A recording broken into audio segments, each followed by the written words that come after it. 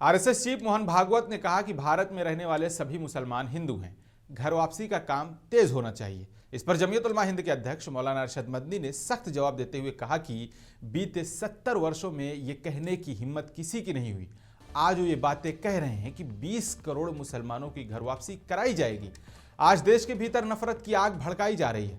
हत्या, हिंसा का माहौल बना हुआ है। दिन दहाड़े लिंचिंग की घटनाएं हो रही हैं। गाय के नाम पर बेगुनाहों को मौत के घाट उतारा जा रहा है और सरकार खामोशी बनाए हुए है।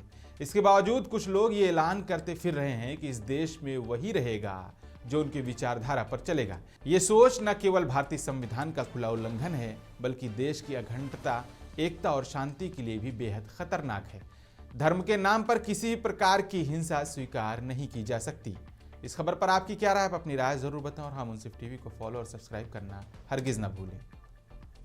जो 70 साल में कहने वाले लोग पैदा नहीं हुए थे, आज खड़े होकर के कह रहे हैं कि हम 20 करोड़ मुसलमान और 6 करोड़ क्रिश्चियनों को अपने घर वापस लाएंगे।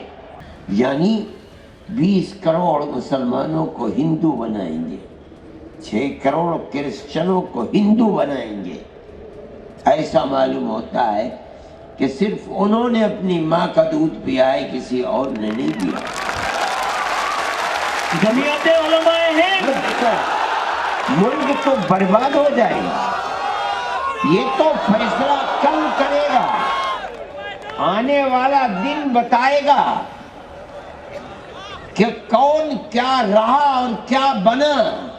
लेकिन आने वाले दिन आने तक गली कूचों में जो खून बहेगा वो किसका बहेगा? अक्सरियत का भी बहेगा, अकलियत का भी बहेगा। जमीयत उलमा हिंद इसको बर्दाश्त नहीं करती।